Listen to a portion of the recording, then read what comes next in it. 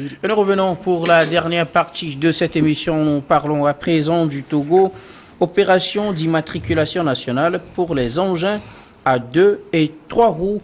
La direction des transports routiers et ferroviaires prévoit le lancement d'une opération nationale d'immatriculation des engins à 2 et 3 roues circulant sans plaque d'immatriculation. Et cette initiative est programmée pour la période du 5 novembre au 17 décembre et sera déployée dans les principales agglomérations du pays. Un déploiement qui permettra d'immatriculer les engins en 2 et 3 roues qui n'ont pas d'immatriculation mais qui circulent au Togo, occasion de les identifier, faciliter leur traçabilité, mais aussi pour des questions de sécurité routière.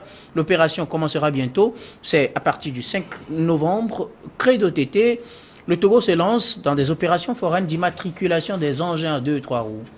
Oui, donc je crois que c'est une très belle initiative de la direction générale par intérim des transports routiers parce que laisser circuler des engins à 2 à 3 roues sans immatriculation, donc je crois que cela fragilise un tant soit peu la sécurité routière. Parce que lorsque nous immatriculons nos véhicules, s'il y a par exemple un accident rapidement, même si la personne essaie de fuir, donc on peut identifier à partir de la plaque d'immatriculation qui est le propriétaire de cet engin. Donc je crois que c'est une très belle initiative, il faut encourager, il faut sensibiliser chacun à son niveau afin que les gens puissent avoir ce courage d'aller immatriculer leurs engins. Maintenant, après, disons, ces sessions foraines, ceux qui seront aussi encore réticents, donc il faut que force soit donnée à la loi dans son application. Adam, le Togo se lance dans une opération d'immatriculation foraine. Oui, vous savez, c'est une bonne nouvelle. Si on se réfère un peu à la dernière initiative de 2019, je pense portée par l'OTR, où le bilan, lorsque vous le comptabilisez, était un bilan assez reluisant. Vous savez, c'est vrai que Credo a parlé de la fragilisation de la sécurité routière. Moi, je parlerai pratiquement de la fragilisation de la sécurité, pris dans sa globalité. Puisque vous savez, lorsque vous prenez ces engins-là, avec les difficultés qu'ont des pays, surtout sahéliens, c'est toujours des engins non immatriculés. Et je pense que même il n'y a pas plus qu'hier. Vous voulez parler du terrorisme? Du terrorisme, bien évidemment. Il n'y a pas même plus qu'hier, lorsque je pense que une patrouille de la police a essuyé des tirs, je le lisais aujourd'hui. C'était un engin également non immatriculé qui a été donc identifié comme étant l'engin donc utilisé par, disons, ces malfrats pour inquiéter pratiquement nos forces de sécurité. Je le disais, je pense qu'à l'entame de la rentrée scolaire, moi j'avais fait un petit tour aussi bien dans certaines brigades pour ce qui m'a amené. Lorsque vous voyez un peu l'étendue des motos qui sont donc saisies, c'est énorme. Et lorsque vous étudiez en réalité tous ces paramètres, cela pose une question également sociale. Puisqu'il y en a dans ces engins-là, c'est vrai, ils pouvaient être libérés, mais au même moment, ça manque de tout. Peut-être il n'y a pas de plaque d'immatriculation, qui est le premier facteur d'arrestation aussi, ou l'un des premiers facteurs d'arrestation de ces motos-là, mais également de carte grise.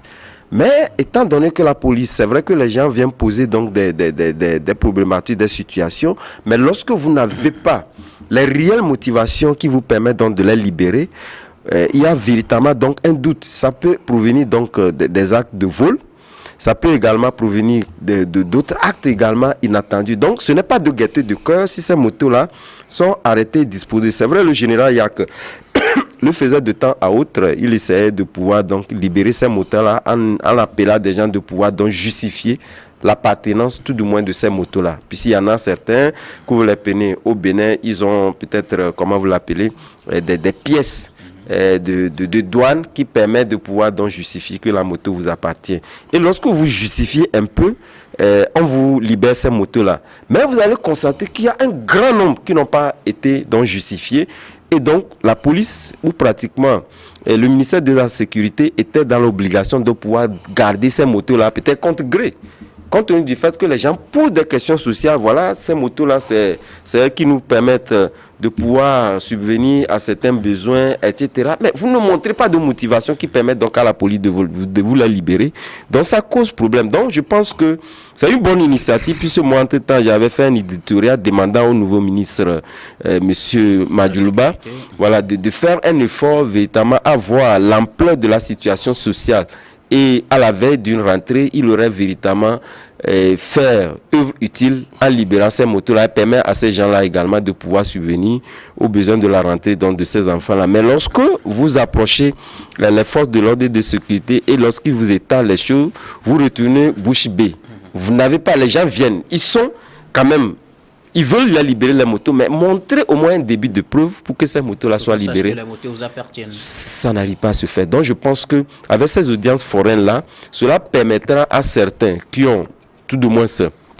C'est la douane, hein, on les appelle donc les pièces de douane qui permettent donc de vous les immatriculer. Si vous n'en avez pas, il y a des procédures. Le reçu de vente seulement suffit à ce que donc on puisse donc vous établir les pièces de douane et que donc puisque quand on parle d'immatriculation foraine, ça vous dire c'est à moindre coût.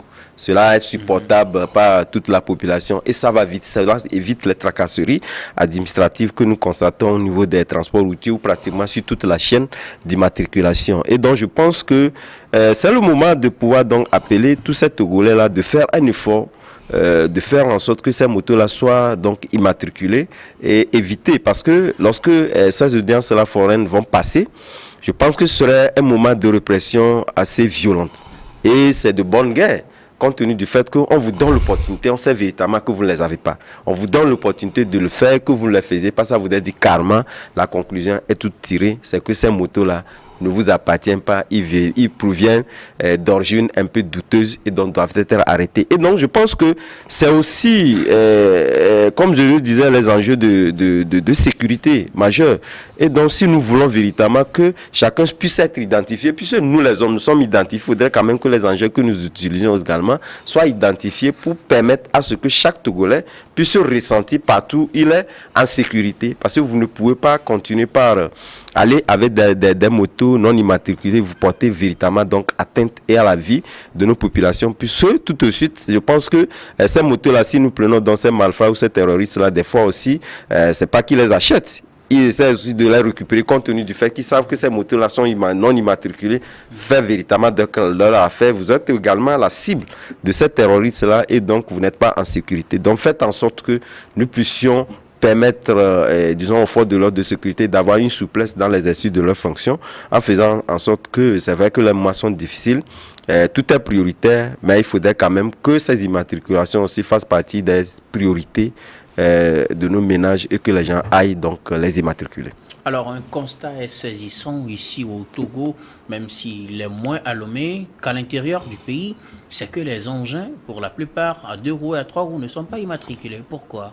Non, je crois que le phénomène est beaucoup plus récurrent à l'intérieur du pays, comme tu l'as dit, surtout au niveau de Dapaon, de Mango, oui, où systématiquement les motos ne sont pas, oui, à Tchamba, les motos ne sont pas immatriculées. Je crois que cette campagne ne va pas, disons, être seulement dans le périmètre de la capitale. Il faut que cette campagne soit délocalisée, que ça soit. C'est cassé jusqu'à Nero. C'est de Saint-Cassé sur tout le territoire togolais, afin qu'on puisse recenser, disons, ces motos qui ne sont pas immatriculées, qu'on puisse, avec diligence, leur faire des pièces d'immatriculation. Donc, c'est ce qui justifie même, disons, le caractère forain de la chose. Donc, c'est déjà une bonne chose, c'est déjà une initiative qui est prise par la direction générale, par intérim des transports routiers. Il faudrait les encourager. Vous savez, on va croire que c'est un fait banal, ou bien les gens vont dire oui, la vie est chère, nous n'avons pas les moyens, ou bien les gens n'arrivent pas à manger à leur faim, on va leur demander de débourser. Donc je crois que cela participe de la sécurité de tous les citoyens. et avec ce qui s'est passé avec l'équipe de patrouille de la police, disons, cette semaine, ou bien la semaine passée. Donc, cela doit beaucoup plus motiver les gens. Et vous savez, quelqu'un qui est sur une moto non immatriculée, qui vous agresse et qui s'enfuit, donc vous avez quels éléments pour essayer de le retracer? Donc, je crois que cela pose un problème de sécurité. Et si nous voyons que les terroristes se déplacent dans les zones, ce que nous voyons à la télé, c'est avec des motos non immatriculées. Des motos neuves, non immatriculées, et il est toujours difficile de les localiser parce que il n'y a pas d'immatriculation. Mais moi, je vais aller loin en demandant même à la direction des transports routiers, après cette campagne foraine, de s'attaquer également aux motos qui ont des plaques étrangères, parce que ce ne sont pas toutes les motos avec des plaques étrangères qui ont de vraies plaques, et des papiers, parce que en bonne due forme dans leur pays d'origine. Et on a même vu des motos en circulation ici dans la capitale, dans Lomé, avec des plaques d'immatriculation qui sont faites par les services d'aluminium. Donc on fait des choses, donc on donne des pattes.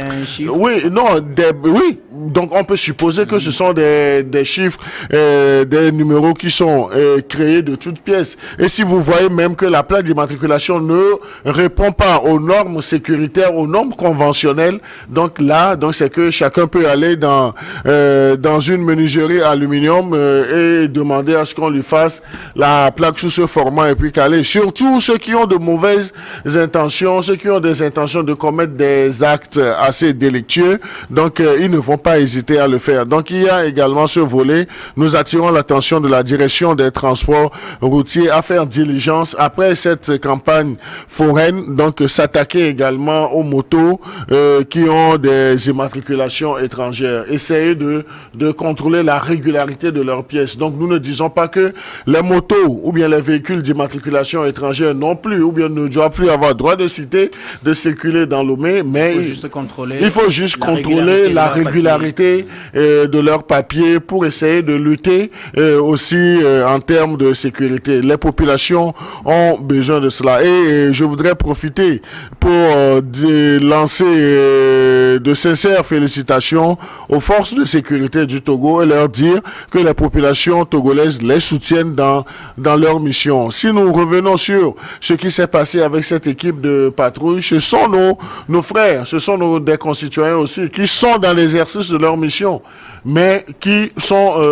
attaqués. Donc, s'ils perdaient leur vie, donc on va dire, donc on ne devrait pas s'en émouvoir parce qu'ils sont des policiers. Non, ils participent à la sécurisation. Ils ont besoin également de considération. Ils ont besoin de soutien et nous devons les soutenir dans tous les sens. Donc, en tant que citoyens, nous ne devons pas, disons, soutenir des choses qui ne vont pas contribuer à notre sécurité à nous tous. Alors, Adam, je le disais, le constat est peut-être moins saisissant à Lomé, mais à l'intérieur du pays, plusieurs engins à 2-3 roues manquent d'immatriculation. Qu'est-ce qui explique cela selon vous?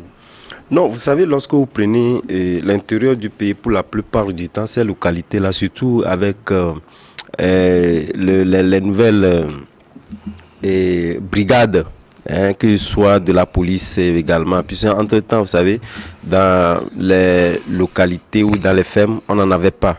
Mais je pense que cette histoire de terrorisme a fait qu'on a eu une réorganisation, et un peu aussi bien de la police que de la gendarmerie. Donc il y a une proximité de ces forces de sécurité là avec la population. Pour la plupart du temps, ce sont des gens, les policiers là, lorsque vous êtes allé, j'en ai fait une expérience, ne serait-ce que ce début du mois. J'étais dans la plus grande partie des localités, des fermes de Tchamba pour une activité précise. Vous allez constater qu'il y a une proximité entre ces policiers et la population. Voilà pourquoi lorsque vous avez un individu étranger, tout de suite, il est révélé et c'est facile à faire. Donc, au regard de cette proximité-là, il n'y a pas, disons, cette rigueur assez poussée pour amener certains. Donc, on vous explique les cas, voilà, donc vous les connaissez. C'est l'identification de la personne et l'appartenance, tout en vous conseillant donc de le faire.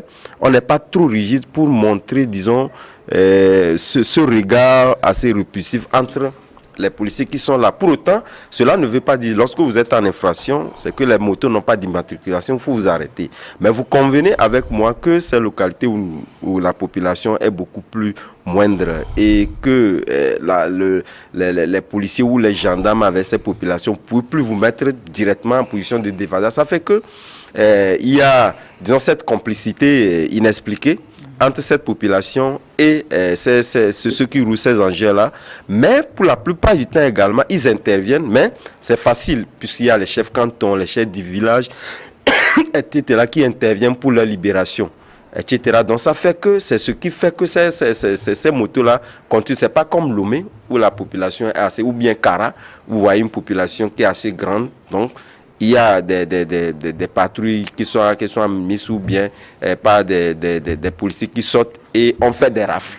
Et on les emporte et on vous demande donc de venir présenter des pièces pour leur récupération. Ou pratiquement lorsque vous y allez, pour la plupart du temps, on vous demande de faire ces immatriculations. Là, vous apportez les papiers et on vous libère pour amener donc la moto à l'immatriculation. Donc, essayons de comprendre cet aspect social également qui est mis en avant dans ces localités-là, parce que la brutalité n'est pas tellement exprimée. C'est comme le problème de port de casque.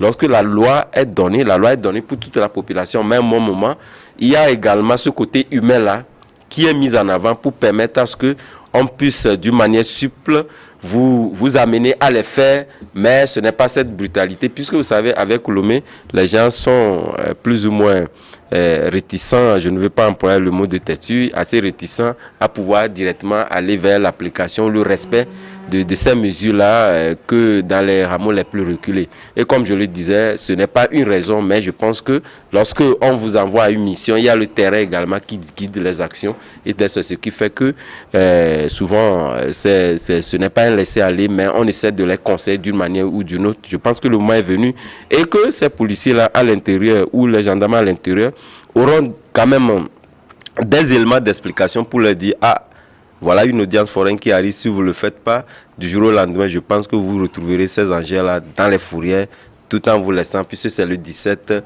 je ne sais pas, puisque au jour d'aujourd'hui, on n'a pas encore communiqué sur la question du coût, qui est une question essentielle, mais ce qui est important, c'est que nous savons qu'en 2019, c'était un coût assez souple. Si je me rappelle, ça doit être pour la plaque d'immatriculation quelque chose de 5 000 TTC, en tout cas moins de 10 000 francs, en tout cas moins que ce qu'on fait habituellement. Donc je pense que c'est le lieu de pouvoir inciter chacun à se préparer. 17 novembre, c'est encore beaucoup jusqu'au 5 décembre. Il y en a, j'ai vu des gens qui sont partis de Lomé aller immatriculer leur moto, qu'ils soient à Kpalimé ou bien à Tchévi. Mais également, puisque la volonté étant de pouvoir le faire, il faut aussi interpeller la direction, la DTF, à faire en sorte que les moments, parce que lorsque vous prenez surtout Lomé, vous voyez l'engouement, c'est véritablement des milliers de personnes qui se présentent. Essayez de voir, si tel qu'on veut véritablement les immatriculer, de voir par rapport à la proportion des demandes qui sont là, de voir également les prolongations pour permettre aux gens de pouvoir véritablement immatriculer ces motos-là. C'est très important. Puis cette question-là a mené des gens à pouvoir aller faire des jours à l'intérieur sans avoir immatriculé. Donc ça revient à la case de départ. Donc je pense que c'est donner la chance à tous les Togolais qui ont la volonté de pouvoir le faire, que de pouvoir dans les contraintes par une question de temps, de temporalité. Alors, je pense que pour les durées, peut-être certains paramètres sont pris en compte, parce que les durées ne sont pas les mêmes pour toutes les villes. Si nous prenons par exemple le 5AC, c'est du 6 au 7 novembre. Voilà, ok. Une journée 2 jours, 6, 7, et puis c'est fini. Mais quand vous prenez par exemple le Tchévier, ce sera du 26 au 30 novembre. Ok, donc, 4 jours, ou 5 jours pratiquement. 4-5 jours. Vous voyez que c'est peut-être par rapport à la proportion des populations et puis peut-être selon les statistiques de la direction, le nombre d'engins disponibles qui permet en tout cas de faire ça. Mais aujourd'hui, qu'est-ce qui rend utile cette opération? Qu'est-ce qui rend utile cette opération? Donc, je crois que c'est ce que nous avons dit au début, c'est de participer à la sécurisation même de notre espace du pays. Et c'est de participer également à ce que les populations se sentent beaucoup plus à l'aise. Parce que, vous savez, ce qui aurait milité dans un autre sens à faire cette campagne, c'est les résurgences de ces actes commis par les malfrats avec des motos, des engins sans immatriculation. Pour lutter contre ça, la première marche d'escalier, c'est d'arriver à faire immatriculer les engins à 2 roues et à 3 roues. Donc, je crois que il y aura d'autres moyens de lutte contre, disons, ces fléaux, ces phénomènes, mais il faut commencer par ça. Et je crois que la direction des transports routiers est dans une bonne logique. Maintenant, au-delà des bonnes intentions, il va falloir, si le directeur des transports routiers par intérim nous suit, qu'il faut également sensibiliser ses agents à se donner à la tâche, à se donner au travail pendant cette période. Moi, j'ai fait une amère expérience au niveau des transports routiers à Lomé. Et vous savez que ces 2 services, au moment où la visite technique est faite, les papiers sont sortis, on doit faire les matriculations, les agents de Sotopla, déjà à 17h, sachant qu'il y a des véhicules qui ont déjà rempli toutes les conditions, à 17h, on commençait par ramasser leurs effets pour dire revenez demain. Donc c'est comme si il y a plusieurs dieux dans un même service. Donc c'est là où il faudrait que, au niveau des transports routiers, qu'on puisse également sensibiliser ces agents. Donc je ne vais pas raconter ce qui a été dit de vulgaire sur les 2 entités qui travaillent au niveau des transports routiers, mais au-delà de cela, il faut encourager la volonté du directeur général des transports routiers à faire les choses comme cela se doit. Maintenant, que les éléments, les exécutants aussi, qu'on puisse les sensibiliser et qu'on puisse également les motiver par des primes pour les récompenser afin qu'ils soient vraiment dévolus à la tâche. Donc, il va falloir qu'on pense à cet aspect aussi. Maintenant, ça sera des audiences foraines d'immatriculation. Oui. Cela va demander beaucoup plus de sacrifices, beaucoup plus d'implication. Je crois que les mesures d'accompagnement ont été également prises pour motiver les agents qui vont faire l'immatriculation sur le terrain pendant cette période. Parce que il faudrait toujours motiver les gens et ne pas dire qu'ils font leur travail, donc à la fin du mois, ils ont leur salaire. C'est des audiences foraines.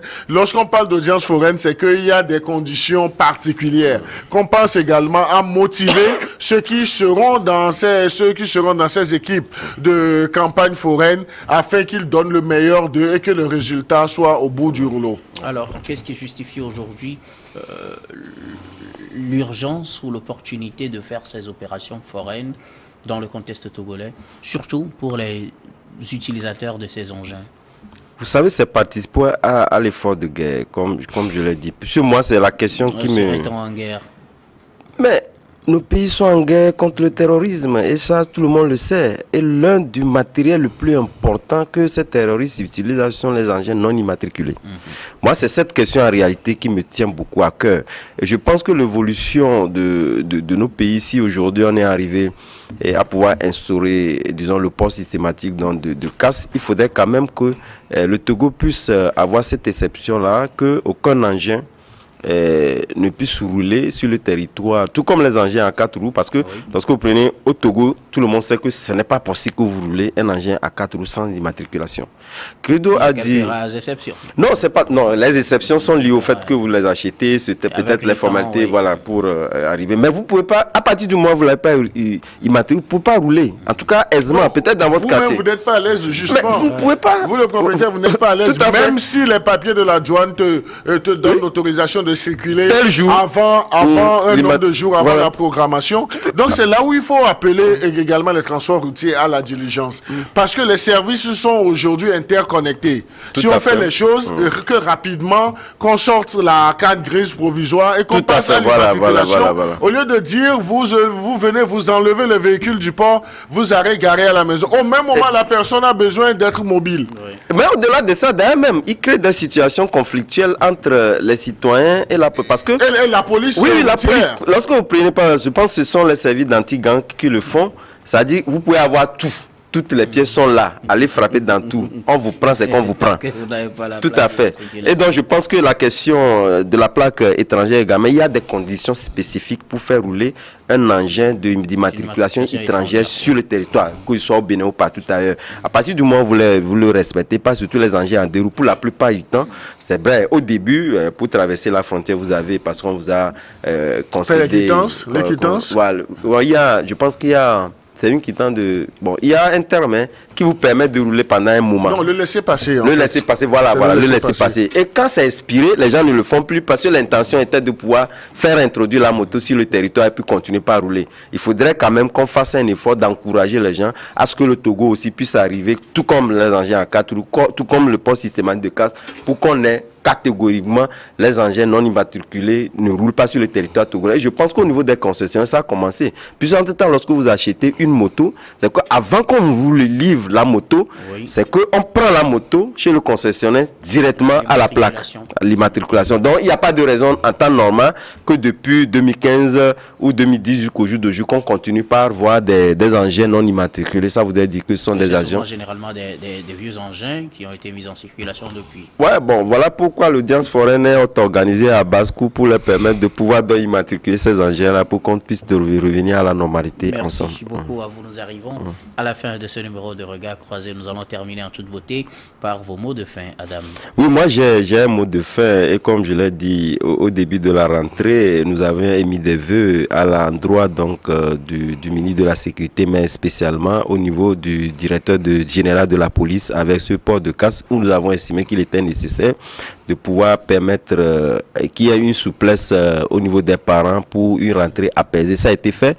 Vous allez constater qu'aucun parent ne peut dire aujourd'hui qu'il a été donc humilié par le fait qu'il transporte ses enfants sur les engins et qu'on le tracasse avec le port. Donc ça a été respecté et donc je tiens véritablement donc à lui adresser cette carte verte tout en incitant les parents à faire en sorte que d'ici là de se mettre au pas et faire en sorte qu'ils ont fait leur part, que les parents également puissent prendre les mesures et faire leur part également. Merci beaucoup, Madame Adjrono. Je rappelle que vous êtes journaliste, directeur de publication du journal Vision d'Afrique.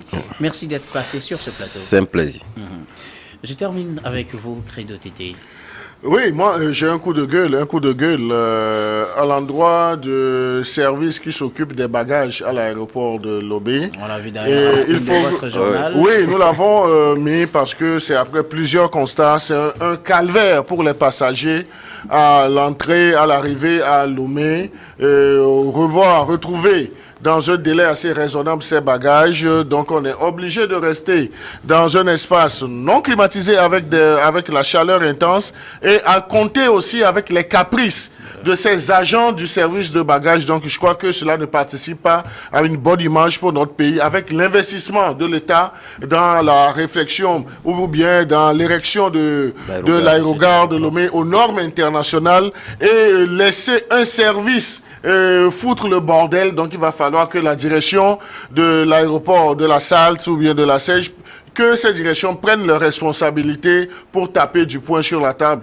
Parce qu'aujourd'hui, c'est un calvaire. Il faut faire l'expérience pour s'en rendre compte. Et également, ce sont des gens qui n'ont pas d'égard pour les bagages même des passagers. Ils les jettent comme s'ils jettent des pierres et des fois, c'est des valises qui reviennent endommagées. Ouais. Et même si les gens n'ont pas encore cette culture de porter plainte afin que leurs valises qui soient dédommagées, ça arrivera un jour. Mais ce n'est pas pour une bonne image pour notre pays. Et particulièrement cette semaine, avec l'arrivée des étrangers dans notre pays pour la semaine africaine de la microfinance, il faut faire le tour de l'aéroport. Et ce qui est écœurant, c'est que il y a des agents qui sont dévolus à cette tâche. Vous les voyez derrière le rideau, ils ne font absolument rien. Et disons, les tapis sont tellement bouchés. Et ce sont les passagers même qui montent sur les tapis pour désengorger. Au même moment, le garé là-bas, il va dire que il n'y a pas le travail, c'est le pays qui est comme ça, qui est fort. C'est fort qui a fait comme ça, ou bien c'est le DG. Non, il faut que chacun soit remis à sa place si on veut réellement un développement pour ce pays. Que chacun joue sa partition, que chacun fasse sa part. Donc, avis, les Togolais ne veulent plus, les étrangers ne veulent plus souffrir ce calvaire, ce martyre à l'arrivée à l'aéroport de Lomé.